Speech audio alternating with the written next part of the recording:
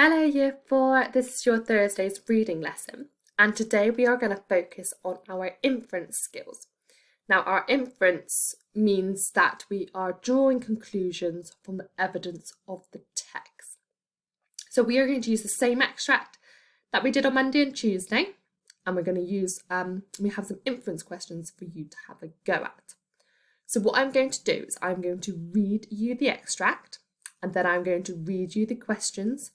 And then I want you to pause the video and have a go at answering those questions. Then once you've had a go, join the video again and I will go through the answers of them. So, some of the endings drifted away like breath and others fluttered upwards like moths fumbling for light. Some looked like fireflies disappearing among the kindling of the leaves and twigs, and some were fireworks sipping skywards like rockets and flouncing off in a jackpot of sparks high above the forest. When the last ending was out of the sack, Job would scamper and wrestle her way down to the ground and set off homewards through the darkening woods. Sometimes the eyes of owls flashed from the trees like torches and made her jump, or bats skimmed the top of her head like living frisbees, and she squeaked with alarm, but Job trotted quickly along and was soon home in her own cosy hole. Okay. So the inference questions I have here are, why do you think Carol Ann Duffy described the owl's eyes as torches? Now, Carol Ann Duffy is the author of this story. So we want to find out why she use owl's eyes as torches, why she used that simile. Why do the fireflies look like fireworks? And why do you think that Job squeaked with alarm? I want you to pause the video now and have a go at answering those questions.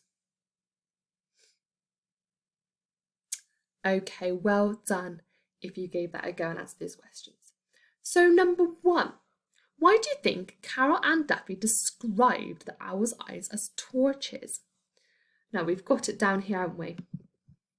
I find with these kind of questions, it's always good just to quickly read over that bit again there. So we've got it here, sometimes the eyes of owls flashed from the trees like torches and made her jump. Wonder why she used that. I think she would have used that. A really good descriptive piece.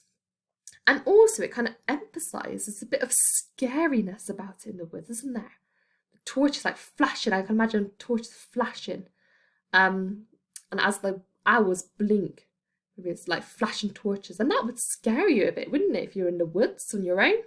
It would make me jump. I'm sure it would make you jump as well. So I think it really adds a great description to the text, and also it helps you imagine what torches are like.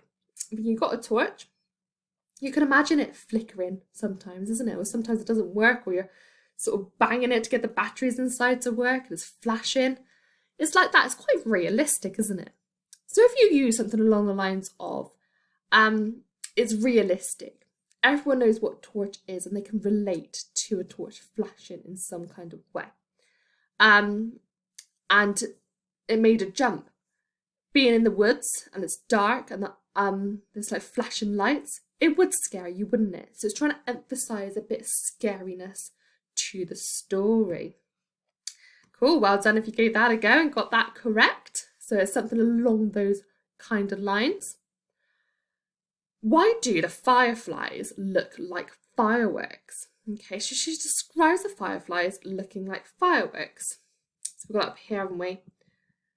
Some looked like fireflies disappearing among the kindling, the leaves and twigs, and some were fireworks sipping skywards like rockets and flouncing in a jackpot of sparks high above the forest.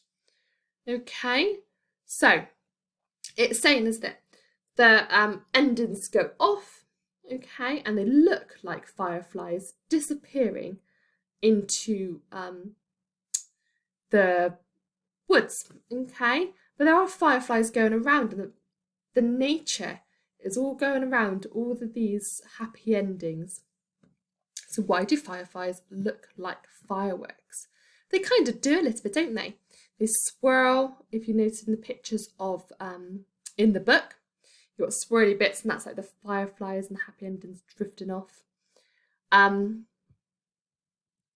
so well done if you've got something along those lines. Last one then. Why do you think that Jub squeaked with alarm? Okay, I'm going to go and find that in the text. It's down here. She squeaked with alarm. Okay. The bat skimmed the top of her head like living frisbees, and she squeaked with alarm. So if you put something along the lines of the bat skimmed the top of her head, that's why she squeaked with alarm. This could be the whole picture, really. This scene is getting a bit scary now. Okay, she's in the dark where she's letting the endings off. They all begin to look like these things. You've got nature coming in, and she's feeling a little bit scared. She's got the flashing lights of the owls. So, no wonder she's probably squeaked with alarm, a little bit worried and scared. So your activity today, there again is a worksheet on our home learning page. You will have the extract at the top, and you'll have a few inference questions. I would like you to have a go at answering those for me. Enjoy, everybody. Bye bye.